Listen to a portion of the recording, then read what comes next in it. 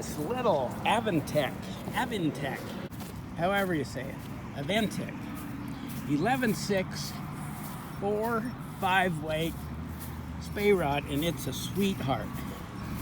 It's a good rod for trophy trout on the Deschutes. I need a cheap rod that I can beat up and throw in my car and not feel guilty about. So I'm giving this a shot. This rod comes with a really nice tube with a sling and a sock, but the coolest thing is it comes with 2 tips. So if you break one, you got a spare. This rod comes with alignment dots, it comes with ceramic stripping guides, it comes with big eyelets. It fit and finish seems to be fine. It's kind of got this little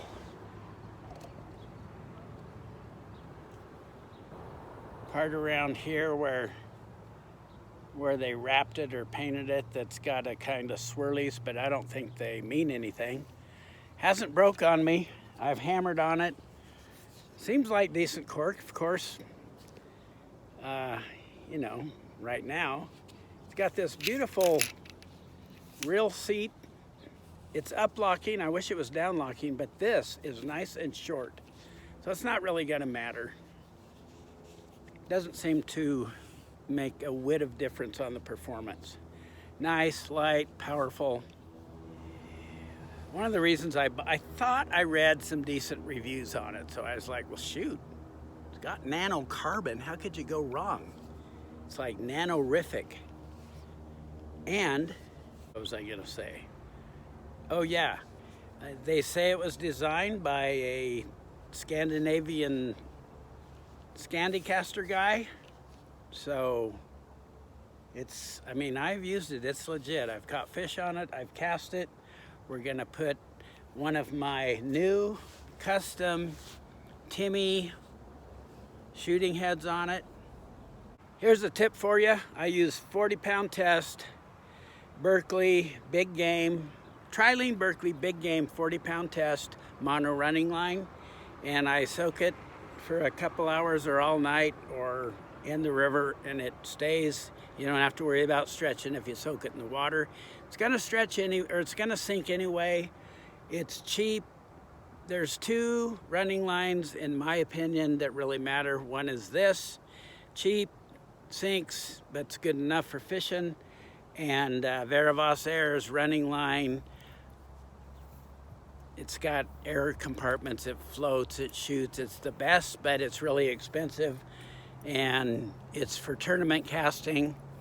If you're serious about tournament casting, but other than that, I'm really happy with my green mono running line solar collector from Berkley. Okay? So I don't want to hear another word about running line. Doesn't matter.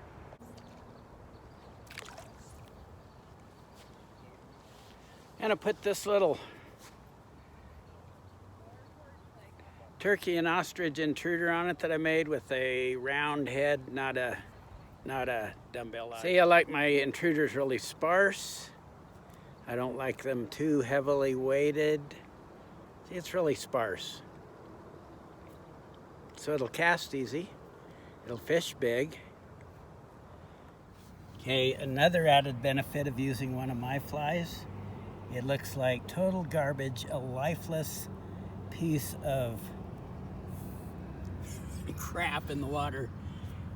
That's why I want to give a shout out to Scott Crosby, Inner Sanctum Custom Flies and Lures. That guy, he makes flies for George Cook, for John Hazlett. He is the man. I use his flies. Sometimes I use mine, but mine suck. All right, let's see how this cheap switch rod and my piece of crap intruder cast.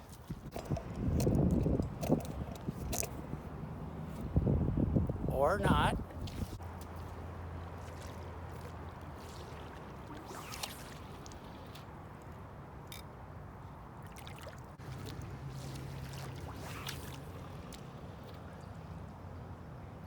There.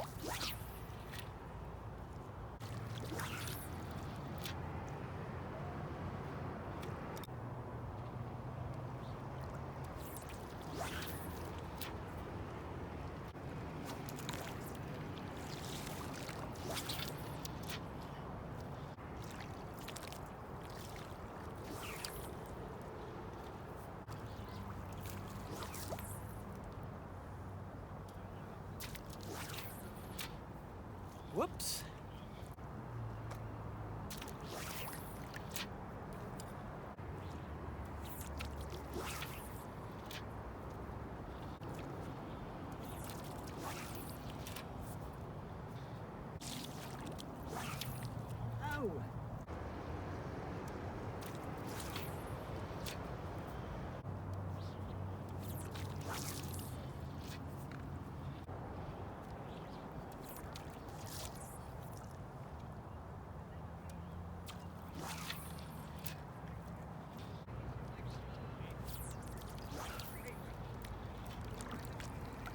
Kind of landed in a pile, but that was...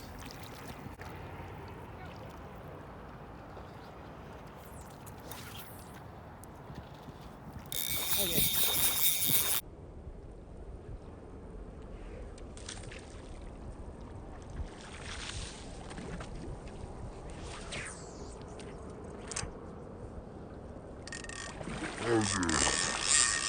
Here's some more tips. Wax your ferrules on your rod just so you won't be safe, just so you won't lose a section. Wax your ferrules. Another thing is, with the skagit casting, I like my anchor to be a little bit out in front of me. Say, maybe within a rod's length, like 10 feet out there. If it's too far behind you, the fly will still be facing forward and you'll get a in your anchor. If it's too far in front of you, you won't be able to sweep with enough gumption to get the fly moving. You want it to be kind of moving, or at least I do. If you're just gonna have your anchor way out there and then you sweep and the fly sinks without moving, you're not gonna get the cast off. So I like the anchor about 10 feet out there, okay? So my fly has a chance to pirouette so the butt of the fly is facing the target. So this line I made, this little custom prototype,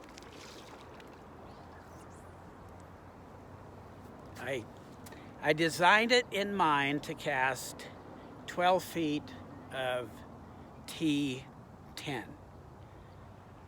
It probably cast T14 because it's a girthy line near the tip, but the main thing that gets in the way of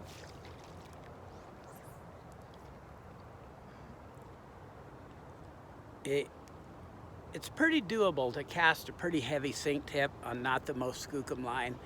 The problem is the fly. The fly is always the weak link. So if you have a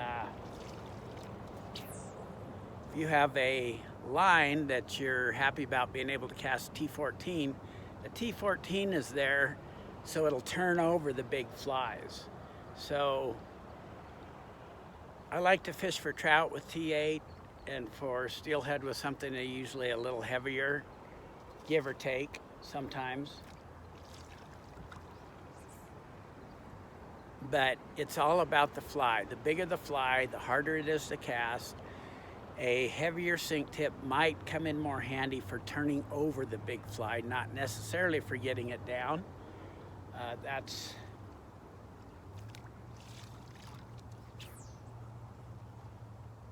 So it's always the fly that's the problem. So I like casting flies that are easy to cast. And now I'm gonna cast this weighted woolly booger. Really flies on this.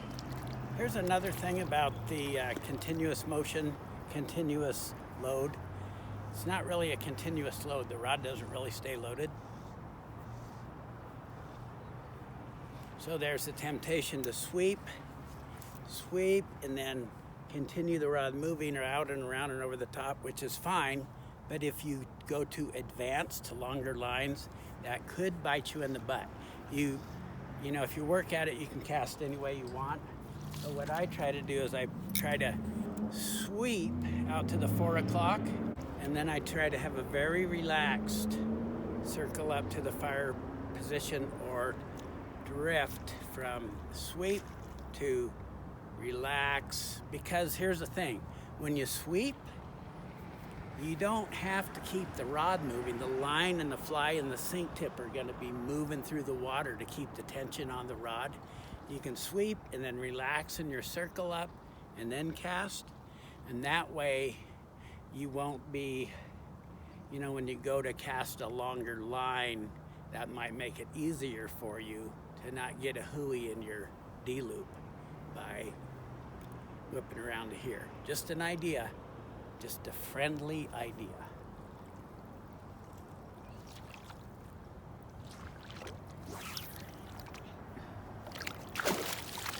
Also, don't step on your running line.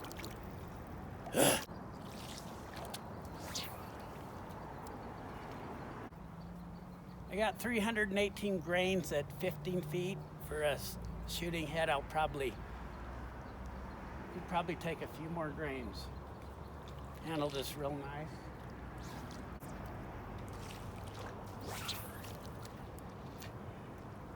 Okay, that's a long cast. That's a really nice rod.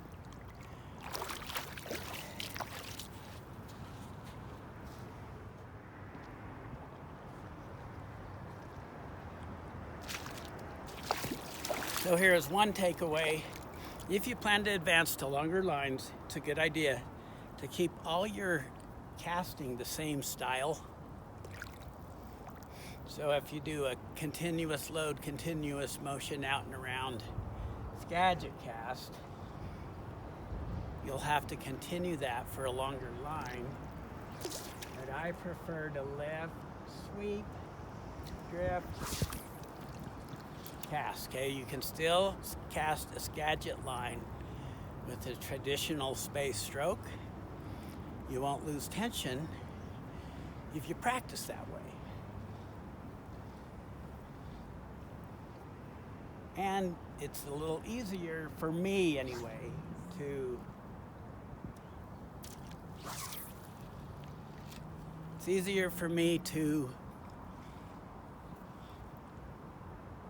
cast the same way, the same fundamentals for each casting, length of line, weight of payload and all that stuff.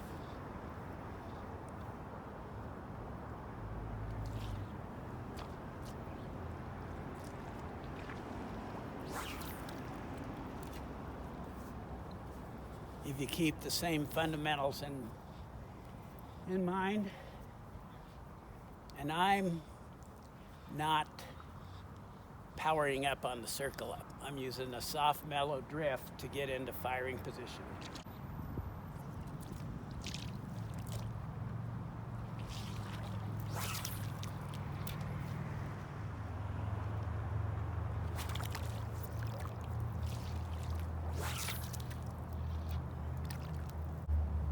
Now we'll try a high, positive stop.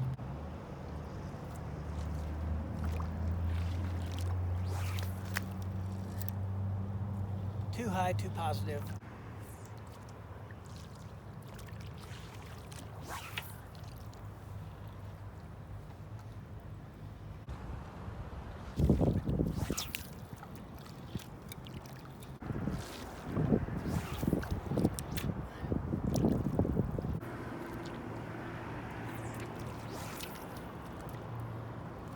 See, you can do touch and go with a skagit outfit. I prefer lighter.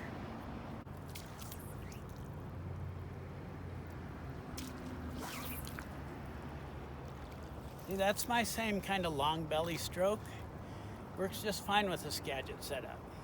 But I've got a light fly, got a little bead head woolly booger, and where you get in trouble is with the heavy flies that just go all over the place. They fly like a wet sock. Fly like a bat.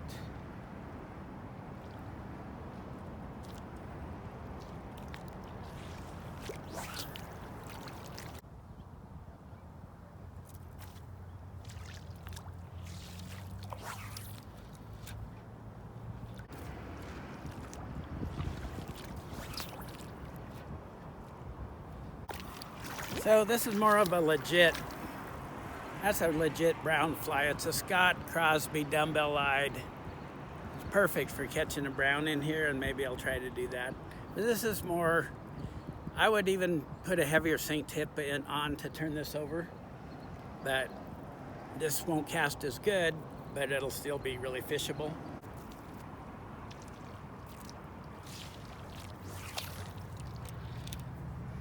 that one kind of sinks in the water, so you got to work at it a little more. Now's a good time to not have any slack during your sweep.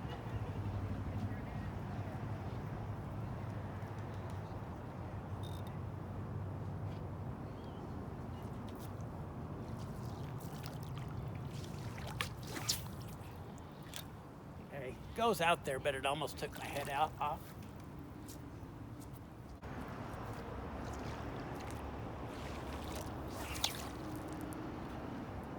See how it doesn't come clean out of the water? Kind of gets sucked down in there. A lot more work to cast this heavy fly, but maybe a heavier sink tip might help. I know this head will turn over a heavy sink tip, at least I think it should.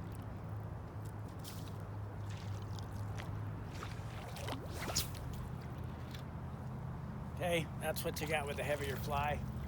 Definitely you could fish it.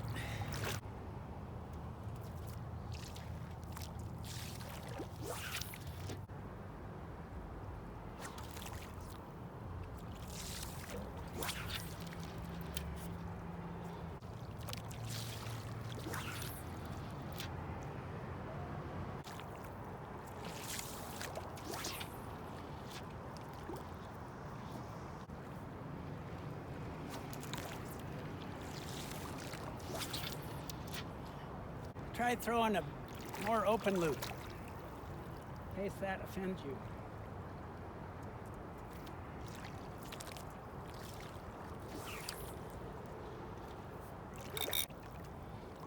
Underhand.